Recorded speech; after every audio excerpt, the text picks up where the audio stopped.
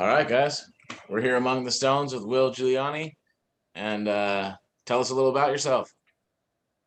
Hi, I'm Will Guiliani. Thanks for the introduction. I live in Southern California, like LA, Marina Del Rey. I found grip sport a few years back by hanging around the training hall. And after my first competition, I was hooked, and there was no looking back. And I threw my full self in it. And it's just been a wild ride and a lot of fun. I'm going to do it till I'm dead. That's awesome. Yeah, that's cool, man. Definitely. That's what we say too, because we see guys like Ode Haugen still doing grip, and we're just like, man, that's killer. You could definitely do it forever. And you don't have to kill Yeah, no, yourself, and you don't have to kill yourself doing like strongman and stuff like that, so. yeah, he's still out there hitting PRs. I was at the Arnold 120 kilos on the Saxon bar, which is all-time PR for him. And That's then awesome. at the LA Fit Expo just this weekend, I think he followed that up with 115. He had 122 and a half, like up halfway on his shins, I think, and It was real close. But he'll go out there and get that next time, I'm sure. That's cool. That's crazy, man. That's awesome. See him still getting stronger. That is just, yeah, very inspirational. Yeah, we've got a really good group down here. It's a pleasure to see all the the lifters that come out, like Carl Meyerskoff and Travis, and there's a new guy, William Reed, who's been coming around, who's just a phenom. He's an 80-kilo guy that I think is going to give Rogowski a run for his money. That'll be awesome. Yeah, we watched him. We watched him throughout his training from when he started in grip, which was only like a couple of years back.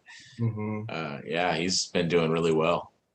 William Reed actually competed at the LA Fit Expo one-handed because he cut his hand. And, oh wow! Yeah, I saw that. It was pretty darn good one-handed. I saw his lifts. They were impressive for one-hand lifts, man. I think his axle was like 70 kilos, which is like really good even for a Rolling Thunder lift. Yeah. So absolutely. The fact he was able to keep all that weight in his hands and balance it too is really remarkable. But yeah, I hurt my back about 2 weeks ago Thursday, and I wasn't really present during my deadlift session. I was lifting 315, and then I was going to go and lift 325 next. So when I was thinking about what I needed to add on, I looked down at the 3 plates and I was like, 1, 2, 3. Okay, then at 25 on each side, and that's 325. Now that's 365.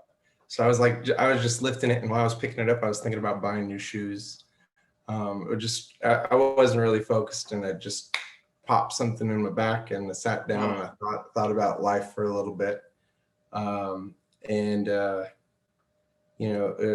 at the LA Fit Expo was only 5 days since I was like walking again, so it was probably not the best idea to go for it. And they were doing 10. So the first event was the Paulins axle, and then the Rolling Thunder, and then the Saxon. I really hit my goals for the year at the Arnold for the first 2. And I've been chasing a Saxon PR for the longest time. I've had 70 kilos after every single competition I've done almost. And I know I can do 80. I've done it at the training hall just regularly, but never in competition. So I was really showing up at the LA Fit to do a Saxon bar pull. So they were doing 10-kilo jumps on the axle. So I opened it. I opened it 130, and that was really fine. And it was going to go 130, 140, 150, and then I think I was going to go 155. You can on your 4th attempt, you can or your final attempt, you can choose a fraction. So I was going to do 55, which would have been a PR. So I did 130, and that was fine. And then I went up for 140 and pop, same thing again. I posted the video on my Instagram. I knew right away. I was like, oh, damn. Yeah. And you know, I borrowed someone's Theragun, and I went after it. And you know, I was walking around, and I knew, I was like, if I sit down, I'm gonna lock up. So I just got to stay standing, stay moving around, because I was going to do the Rolling Thunders. Yeah. So I asked for some belts, because normally I don't really have any equipment. I just go in there with some tennis shoes on and you know, pull the thing. So I got like a soft belt, and then I got a big leather weight belt. And I went up to the Rolling Thunder, and I pulled 35 kilos just in the warm up, and it hurt, but not more than standing did. So I was like, okay, I can do that. So I'll open at 35, and then I'll do 45. And if 45 doesn't hurt more than 35, then I'll go for a PR today. So I was going to do 65 next. So I did 35, and that was fine. 45, and that was fine. So I jumped up to 65, and that was fine too. And it really felt light in my hand. I was like, I punched the air, I celebrated, I yelled, and then apparently I blacked out. I hit the ground. I was caught by a few people. Wow. And Carl Marskov says I was out for 12 to 15 seconds with my eyes open and unresponsive. Everybody said it was pretty scary. But I woke up and I said, "Where am I?" I said, "The LA Fit Expo." I was like, "Did I hit my head?" "No, we caught you." "Did I get the lift?" "Yes, you got it." And I said, "Okay, 77 and a half." But they wouldn't let me continue. Chad Clark, the head referee, was like, well, I love you, man, but dude, I can't have you lifting anymore. You need to do it." And I was like, okay, Chad, I get it. I knew that I had 77 and a half in there too, but it was kind of interesting, because lately I've been changing the way I approach the Rolling Thunder. Before I would pull it up with my back and my shoulder, and kind of like lean back and everything. So it was more of a full body pull. But since the Arnold, I've been training it in a much more upright, so I approach the handle already in a locked out position in my upper body, and in almost like a super sumo stance. And the only thing that's actually moving during the lift is my legs. So I just lock out my knees, and it's a lift. So that may have been to my detriment, and I'm not getting as many reps in the lower back, and it may have weakened it. But it actually helped me continue to lift the Rolling Thunder through the injury, because all I had to do was move my legs, and my back could remain still embraced. But yeah, so I didn't get the 77 and a half, and I didn't get to do the Saxon bar. But it was a really, really cool competition. There was the strongman stuff with the throwing, and the moss wrestling, and the farmers carries. And it was really cool, because the strongmen also get in on the double overhand axle. When the arm lifters are going, the strongmen have the double overhand axle as an event in their competition. So we all do it at the same time. Oh, that's cool. So it's really fun to see 70 and 80 kilo arm lifters beating out open heavyweight strongmen on the double overhand axle. That's a lot of fun to see. Grip pride. Yeah, exactly. We can finally beat him at something. Right. But then we saw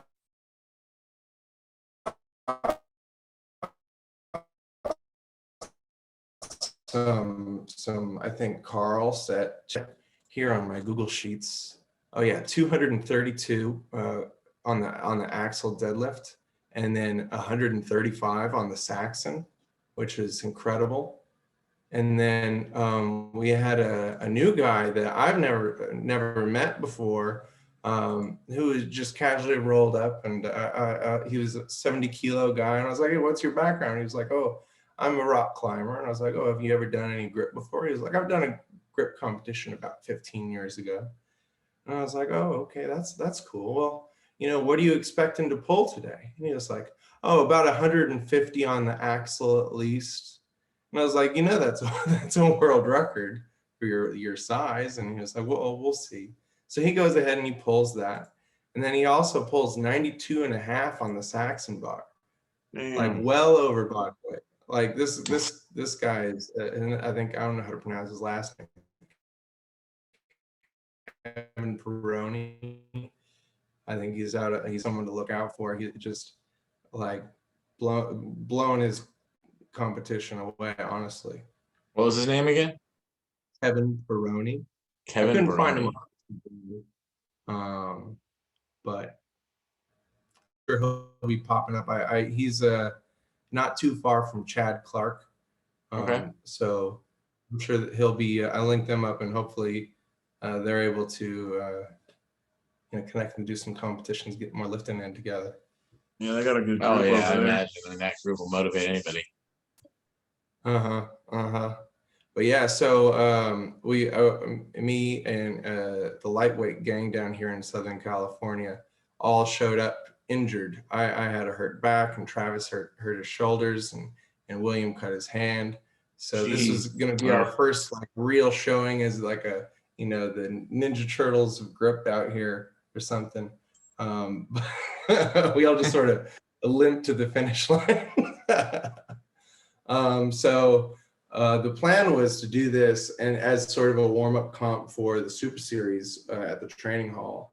But I think I'm just going to go and like help run the contest, and I'll save my lifts for either the first stage up at Ricardo's or down at Dave Dupuy's and at the Grinder Gym in San Diego, because it'll give me more time to recover. Because for the first stage, there's the double overhand blue fat grip, which is how I train my axle anyway. So that's my home lift, and I'm hoping to hit. Well, if I didn't get all these injuries and weeks of not training, I was hoping to hit 300 pounds on that. So if I can get 290 on that would be nice. And that's something that I don't think I would hurt myself pulling, given a couple of weeks of healing. And then I've always been able to get close or a little bit over a body weight on the hilt. And then I think I'm good for, I don't know, like 75 to possibly 77.5 kilos on the 2-inch crusher or Raptor. So I'm looking forward to that contest. I just wish I didn't have as many bumps in the road getting to it. Yeah. Yeah, absolutely. So you said you train your axle with blue fat grips at home? Yeah. So I the first few years of doing arm lifting, I trained at a commercial gym like a LA Fit, not LA Fit, LA Fitness or like Crunch or something like that. But for the last year, I've been training at the gym in my apartment complex, which actually is really nice. It's got a place to do a bench press. It's got a place to do a squat. It's got full barbells. You could do deadlifts there. It's got free weights and machines, and it's got like the bare minimum you need to become a strong person. So I don't want to buy an axle. I don't think I will until I have like my own place and I can build a garage gym out. And I just use the blue fat grips. I invested in a rolling pin, which I think is not a rolling pin. What am I, a baker? A loading pin. My mom's baking her cherry pies, and that's why it's on my head. That's a rolling pin now. Yeah, I was supposed to be going to the World's Strongest Man, driving up to Sacramento. My parents live in Stockton. That's where I grew Okay. up, and I was gonna stay with them and then drive the 40 minutes each morning to go watch the heats for the World's Strongest Man. But um, I can't because I'm hurt. And an 8-hour drive would Yeah, that be would kill you. miserable, and then standing on concrete would, yeah, it would, unless I'm just high as a kite on muscle relaxers or something, which I don't have. It wouldn't be a good time. Show up in a Um, wheelchair. You should get like right up but yeah, front, you know? so a loading pin, right. Um, but yeah, so a loading pin was probably the first and best purchase someone interested in grip can get. And then the blue fat grips as well. You don't have to invest in an axle. If you got the money and the space for it, I recommend it. But the blue fat grips have really done me well. The one thing you got to worry about though is you actually have to, and this has been a problem for me, is um, the blue fat grips, because they're thicker and they have more feedback. You can't lift as much as you can as on the axle. So I'll train my deadlifts with the blue fat grips, and then I'll go and work on the axle, and it's a lot heavier of a deadlift. It's for me, it's like 15 to 10% heavier. So like if I can max out on the blue fat grips, it's probably about 300 pounds. If I'm maxing out on the axle, it's probably about 333 pounds. So and on a deadlift, that 33 pounds makes a difference.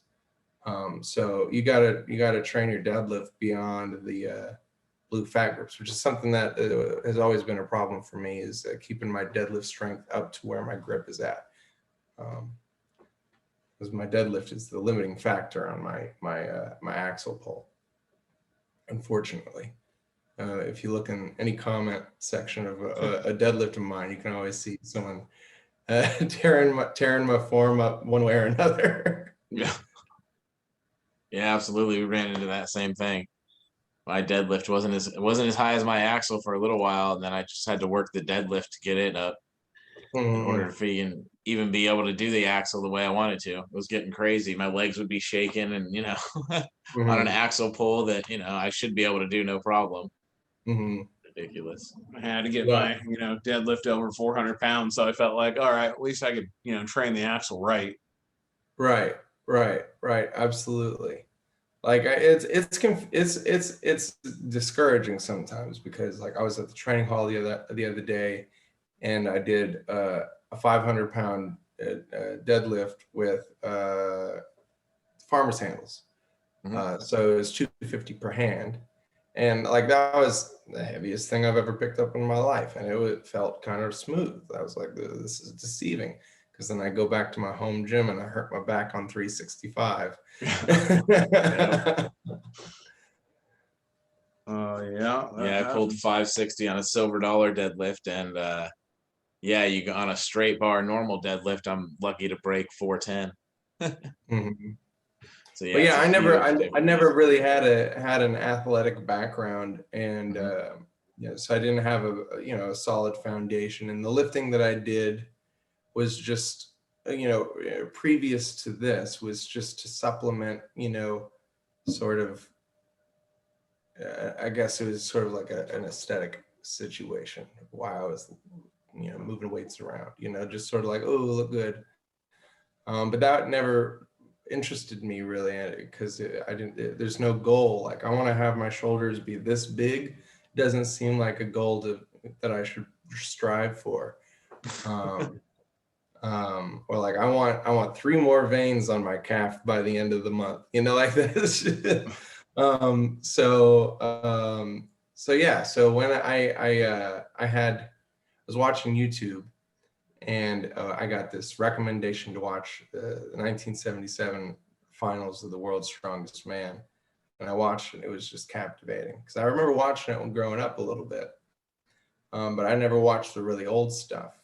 You know, with the bending over the Barbers, head, yeah. and Mhm. and you know, just the ridiculous antics that they used to get into, because they were all just like mostly normal folk.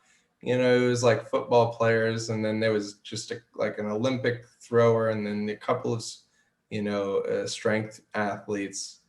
Um, and then I watched every, like all 40 years, like over a course of a couple of days. And then I Googled, you know, strongman gym near me. I was like, just I gotta sort this out, go see what these guys are all about. Because it was captivating stuff. And I dived in it. And, you know, I was, as I'm watching, I'm becoming fans of these people, and reading their Wikipedia pages, and, you know, learning the legend of, you know, John Paul Sigmarsson and all that. And it was just, you know, mythological creatures this sport builds. And so I find that the training hall is not too far from me, so I go check that out. And I had just finished watching, I think it was 2017's World's Strongest Man, where Martins came in 4th place. I show up to the training hall. I didn't know that he worked. I didn't know they were affiliated. Didn't know that it was like, I wasn't that deep in yet. So I show up to the training hall, and Martins is right there just messing around. I'm like, "You're Martins Lisa's, you know, fourth place in the World's Strongest Man." He's like, "Hey, how's it going? You want to learn how to do log today?" And I was like, "Yeah, sure." And he taught me how to do log, and it was a good time.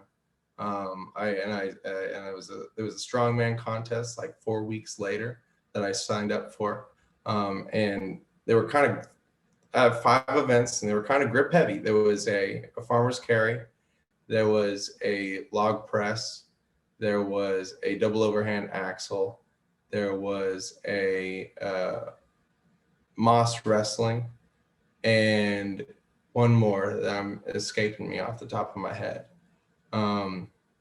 But I placed, you know, middle of the pack in all the grip stuff. And then I got second in the moss.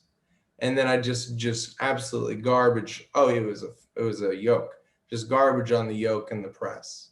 And, you know, Ode Haugen said, "You know, you're not a very good strong man." But you got a pretty good grip. You should come check out Armlifting. We have a contest for that coming up later. So, you know, train your grip and come back. And I remember the axle that I pulled was 100 kilos. I pulled 100 kilos the first time I ever touched a double overhand axle.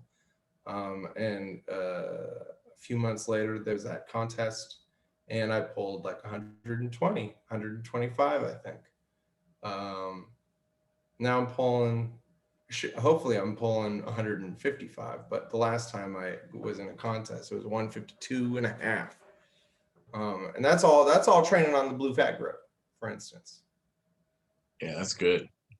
So yeah, that's kind of how I got into grip and lifting with a goal, I guess, because without arm lifting, I probably wouldn't be lifting at all, because I would have tried out strongman, but in order to be good and competitive, you just have to work hard, so hard on so many different things.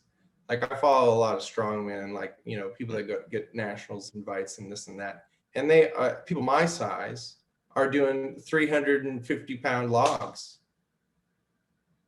like every 3 days in their garage. Nope, Yep. that ain't coming anytime soon. Exactly. I'm not doing that. I don't want to work that hard. But I do work really hard at arm lifting. It's just not a 350-pound log every 3 days, you know. Exactly. It doesn't kill you. I love it. Yeah. So my training, I do, you know, 5 or 6 days a week. I get programmed by Ricardo. And right now we're doing, I mean, when I'm not hurt, we're doing about, you know, 3 to 4 days of grip of those 5 to 6 days.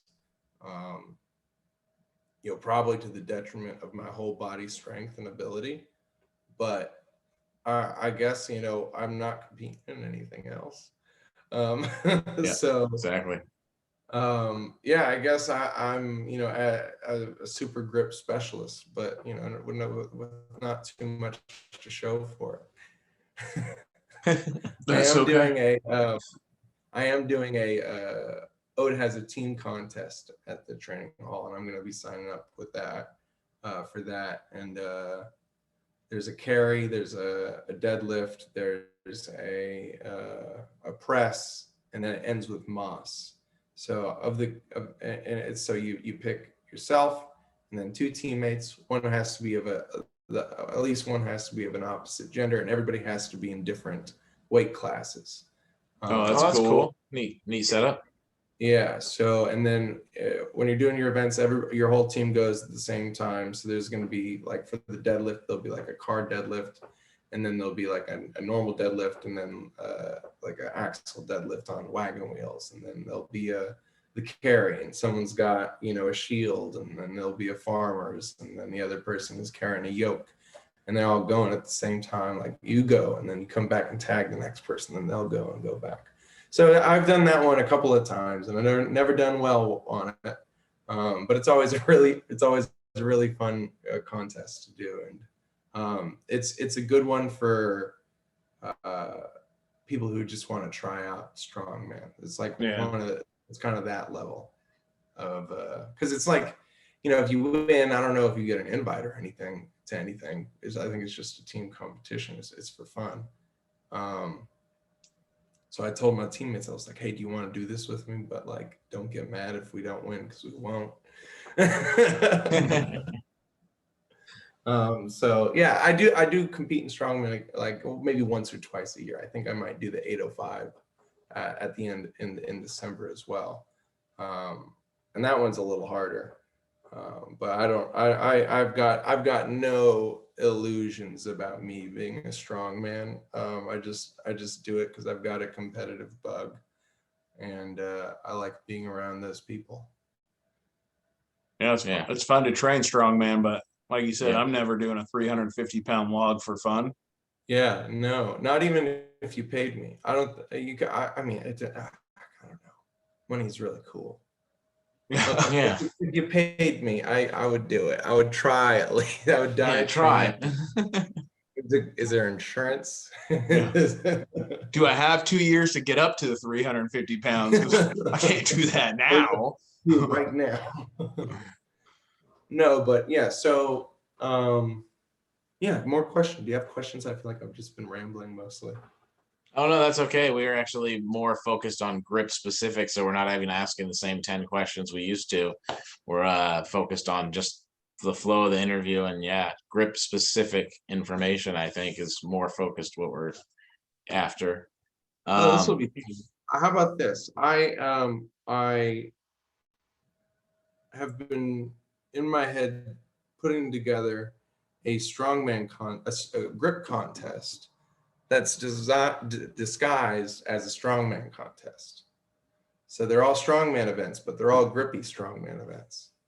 So the first event would be a farmers for distance. And you have a certain amount of time to go a certain amount of distance. And then the second event is a Hercules hold for time. With golden potatoes. And with rolling handles. Well, it would be fun. It would be maybe like a pinch Hercules hold, because that would be really interesting to see. I don't know if I've seen that before. And then your classic max double overhand axle deadlift. Yeah. And then, you know, a thick, you know, arm over arm, I think would be a nice fourth event. And then I've been trying to think of a fifth event. What do you guys think? And maybe the viewers can comment down below what they think. Well, you need a sled pull that's disguised as a normal sled pull, but the handles need to be rolling handles. I mean, that would be brutal. Yeah, or you need to pay some kind of contribute to Atlas stones, but grip form. Yeah, that's what I was thinking. So like a stone hold, like where you pick it up and then you just hold it, because that's all right there. And then I think exactly. No tacky stone hold. That would be brutal. Or we could make Ode happy and just do Moss, but then no one would sign up for the contest. Yeah, exactly. So that's neat that competition was the first thing that like got you motivated about grip. For me, it was actually like more of the feats, like lifting the blob, closing the number 3, hubbing a 45, lifting the inch, that kind of stuff. Seeing people Yeah, do those feats was I didn't just know of like any of the mind-boggling feats. to me. I was not aware of any of the feats or any of the strength culture. I found grip first, and then that was kind of my launch pad to discovery of, like nail bending and, Yep. steel bending and apple crushing and Yeah, card apple crushing. tearing. Yep. I didn't want Yeah, to. I didn't want to tearing a be deck a. of cards. That was definitely one of the ones I wanted to get. I didn't want to be a magician, so I didn't go for apple crushing and card tearing and steel bending. Those are all tricks. Yeah, I haven't. The only one I've ever done is a steel belt bending. Melody came to the training hall. Schoenfield, I think is how you say her last name, and she brought a bunch of steel, and she was like, "Oh yeah, you do it like this," and I was like, "Oh, how do you do it like this?" Like this. Here, and she's like, "Oh, that was good. Here, try another one." Well, here you go. And I think I got up to like I don't know, was it like 120 pounds? I don't even know if that was good, but like I got the technique immediately. It just made sense. Like you use your elbows to drive, through. But like I'm too cheap.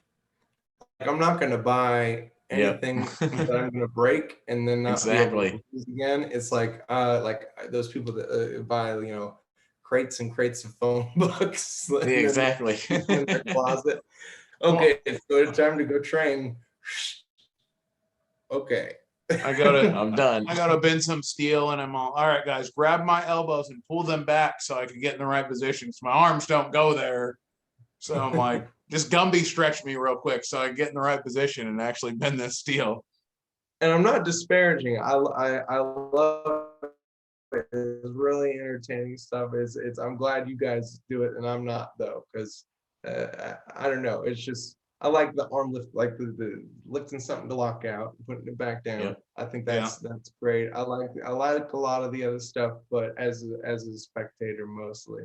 I remember Martine's asked me, it's like, why don't you train strongman? Like I said, Martine's, it's a lot of work and it looks like it hurts and it seems expensive and just a lot of prohibiting factors. Here, look at you, look at me. There might be a little bit of a size difference here. Absolutely. Yeah, I noticed. But What I noticed I is think that. I think a stone hold would be a great finisher for that. Oh yeah. That grip comp. I mean, Yeah, your arms would be strongman. fried by then. So for sure. Yeah. We gotta go straight out and do battery hold, old style, strongman. Oh, like out front here. Yeah. Yeah, that would be something. That Make would it be a pinch nasty. though. There you go. Pinching has always been my my weakest of the the thick bar, the rolling handle, and the pinch. The pinch has always been not my strength.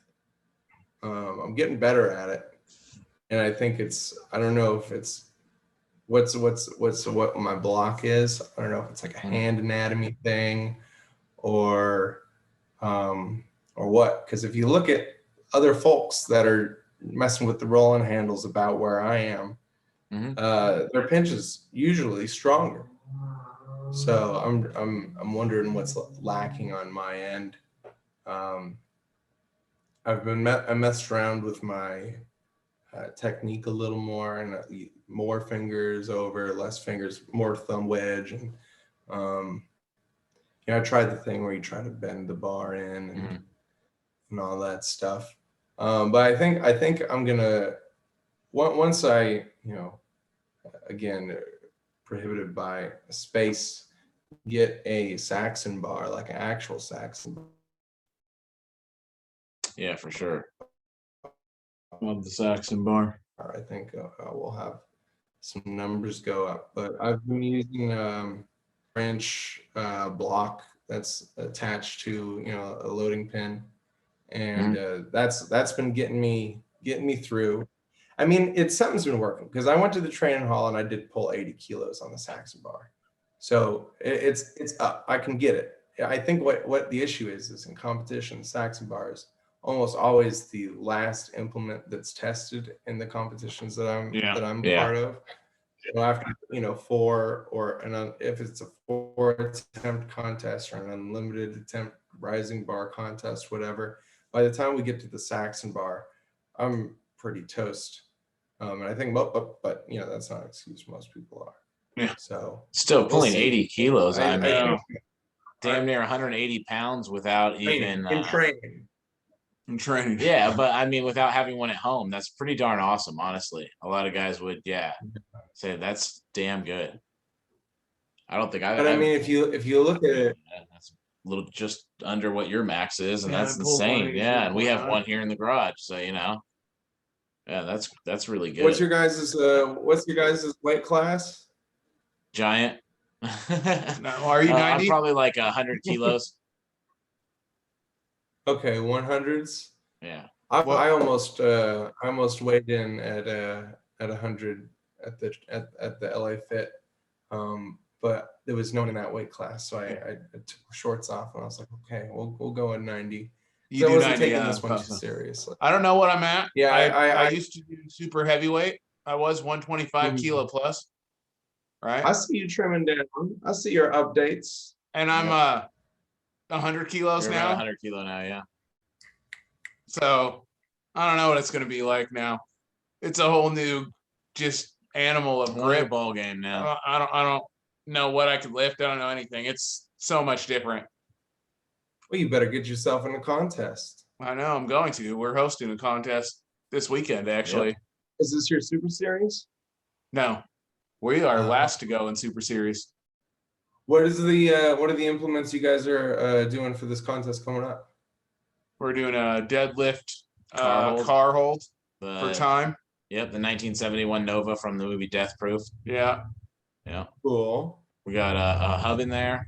Rolling Thunder, of course, because Axle. it's 21st anniversary of the Rolling Thunder, and we're honoring Todd Beecraft for it because he started the Pacific Northwest Rolling Thunder. And then we're ending with another hold, silver bullet hold. Yeah, so it's gonna be pretty brutal. Man, so the silver bullet hold is tough. It's a tough one. Because you got to train it. If you don't train it, you're gonna lose it. Yeah. And we got pinch block in there too. Oh yeah, and pinch it's no block. fun training. It's no fun training, that one. It hurts. I try to do it once a week or so, but it smarts. I don't know if it smarts for you guys, but like at the end, I feel like my hand just gets locked up in that, and then The Rolling it's like I'm Thunder? getting No, shot on in the hand by silver bullet. Oh yeah, silver bullet's brutal, dude. I've been focused on right now. I'm also working with Ricardo too, so is Adam. It's Yeah, kinda we interesting. all We're all working. we're all with coached by Ricardo. Ricardo. But yeah, I've been focused Right. on getting the Mash Monster Zero. That's been like my major focus, like period, just Mash Monster Zero. So I haven't touched a fat bar in months. I've been doing some pinch stuff, but I've mostly been doing just grippers. And my hands feel stronger than they have before. And the nice thing about this comp this weekend is everything's rising bar. So it'll be kind of neat to see like what I pull, but I have no idea what I have no idea what to start with, and I have no idea where I'm gonna end. So it's just gonna be fun. I think everybody should do at least one rising bar contest a year. That's the best. Yeah. Okay, it's gonna kick us into intermission right here. So let's come back there. Let's come back in 5 minutes on the second link I sent you, and we'll talk about why we should do a rising bar comp. Okay, sounds good. All righty, cool. I'll see you in 5 minutes, man.